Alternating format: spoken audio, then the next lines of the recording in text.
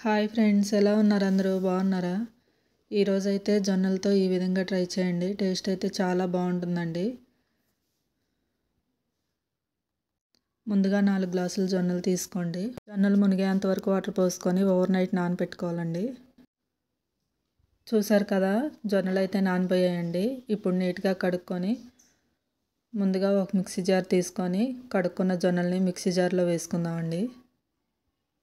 ఆ తర్వాత ఒకసారి మిక్సీ వేసుకోండి. మిక్సీ ఆపుకొని ఒక గ్లాసు వాటర్ పోసుకొని మళ్ళీ పట్టుకుందామండి.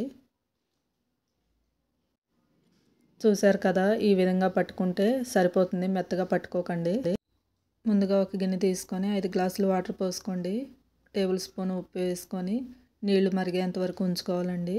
ఆ తర్వాత మనం ముందుగా మిక్సీ వేసుకున్న జొన్న పిండిని వేసుకొని బాగా కలుపుకుందామండి.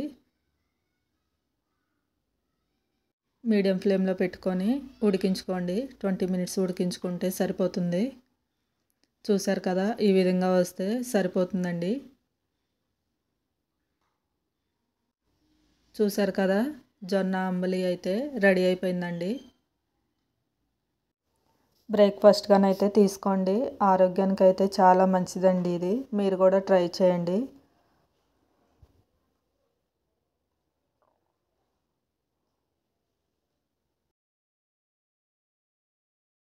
నేనైతే టమాటా చారు చేసుకున్నానండి. దీంట్లో పప్పుచారు, పచ్చళ్ళు కూడా చాలా బాగుంటుందండి. మీరు కూడా ట్రై చేసి ఎలా ఉందో కామెంట్ చేయండి.